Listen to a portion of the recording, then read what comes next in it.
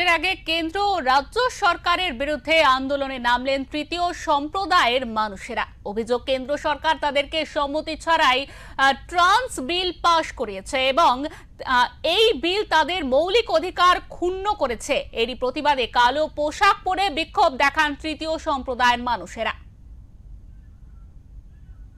বিধানসভা নির্বাচনের আগে মোদী সরকারের বিরুদ্ধে আন্দোলনে নামলেন সমাজের তৃতীয় সম্প্রদায়ের মানুষেরা। মঙ্গলবার একাধিক দাবি নিয়ে পথে নেমে আন্দোলন করেন তারা। পুড়িয়ে দাও, জ্বালিয়ে দাও, পুড়িয়ে দাও, মনুষ্যত্ব লঙ্ঘনকারী এই ট্রান্স অ্যাক্ট জ্বালিয়ে দাও, পুড়িয়ে দাও, জ্বালিয়ে দাও, পুড়িয়ে দাও, জ্বালিয়ে দাও, পুড়িয়ে দাও, জ্বালিয়ে দাও, পুড়িয়ে দাও। এদিন তারা কালো পোশাক ও কালো কাজল পরে প্রতিবাদে সরব হয়েছিলেন। আন্দোলনকারীদের অভিযোগ, কেন্দ্র সরকার তাদের অনুমতি ছাড়াই ট্রান্স সংশোধনী বিল পাশ করিয়েছে। তাদের সাংবিধানিক অধিকার খর্ব করা হয়েছে। এর ফলে তারা সাধারণ মানুষ যে সুযোগ সুবিধা পান সেগুলি থেকে বঞ্চিত হয়েছেন। ট্রান্স সংশোধনী বিলটা যে আনা হয়েছে সেটা আমাদের সাথে আলোচনা না করে আনা হয়েছে। সেখানে জেন্ডার ওরিয়েন্টেশন, যেখানে নালসা জাজমেন্টের আমাদের আইডেন্টি, আমাদের লিঙ্গ নির্ধারণের আমাদের অধিকার দিয়েছে, কিন্তু সেই অধিকারটা বিলে কেড়ে নেওয়া হয়েছে। এই জন্যই আমরা সবাই একত্রিত হয়েছি। বিলটা সংশোধনী করতে হবে, সংশোধনী করে আমাদের দাবিগুলো মেনে নিতে হবে। আমাদের সরকার আমাদের মতো করে বাঁচতে দিক, কারণ একটা মেল একটা ফিমেল যদি এখানে ছেলে এবং মেয়ে রাষ্ট্রে সমানভাবে বাঁচতে পারে, আমাদেরও সমানভাবে বাঁচার অধিকার আছে। First of the topic, second of the topic, আমরাও ভোট দিই, আমরাও জিএসটি দিই, আমরা সবকিছু মানে ন্যায্য পাওনা দিয়ে সবকিছু কেনাকাটা সবকিছু করি। তাহলে সরকারের কাছে আমরা মানুষ বলে গণ্য করতে একটা মেল অপশন একটা ফিমেল অপশন আছে, ট্রান্স অপশন সরকার রাখতে চাইছে না। তো তার জন্য আমরা এটা চাইছি মূলত যে আমাদের দাবি মানা হোক। আর একটা ছেলে আর একটা মেয়েকে তো তার জেন্ডার আইডেন্টি প্রমাণ করার জন্য মেডিকেল বোর্ডের সামনে তার শাড়ি কাপড় খুলে দাঁড়াতে হয় না? তাহলে একটা ট্রান্স মানুষকে কেন তার জেন্ডার আইডেন্টি প্রমাণ করার জন্য শাড়ি কাপড় খুলে দাঁড়াতে হবে? এটা তো নয়। দ্বিতীয় কথা হচ্ছে, এখানে male to female, female to male, trans man, trans woman যারা আছে, সরকার তো ট্রান্স ম্যানদের কথা এখানে কোনো কিছু গণ্যই করেনি। যে যারা ট্রান্স ম্যান আছে এখানে, তারাও তো সরকার জানেই না ট্রান্স শব্দ কি, ট্রান্স শব্দ খায় না মাকে, তারা সেটা জানেও না। তারপরেও তারা মানে আমাদের ট্রান্স কমিউনিটিকে নিয়ে একটা যে জায়গা টেনে দাঁড় করিয়েছে।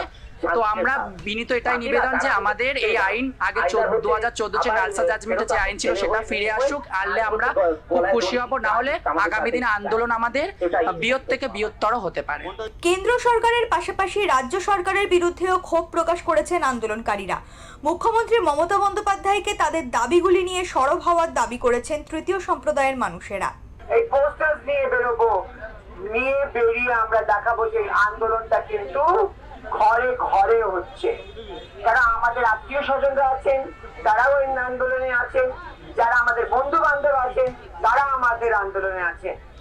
এইটা ইলেকশনের সময় আমি আশা করব যে আমাদের রাজ্য সরকারের দিদি অন্তত কিছু কথা বলুন এটাকে নিয়ে।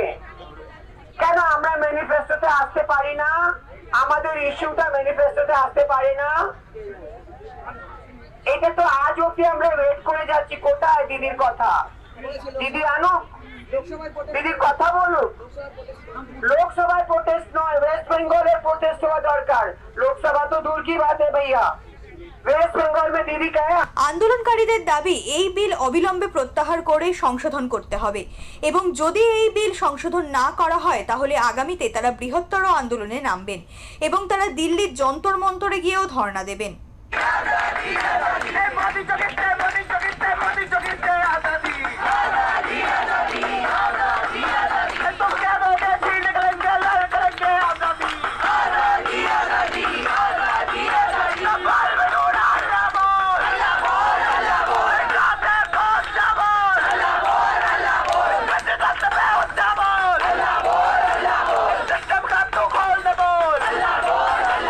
সঞ্জয় মাঝির রিপোর্ট, ওঙ্কার বাংলা।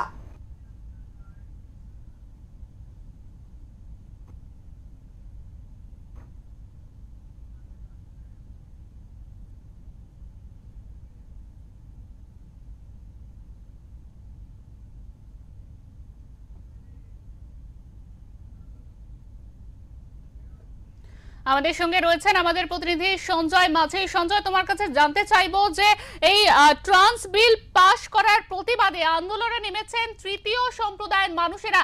তারা কোথায়, কি পরিস্থিতিতে আছে এই মুহূর্তে সেই আন্দোলন, এবং তাদের দাবিগুলি কি রয়েছে, আমাদের বিস্তারিতভাবে জানাও।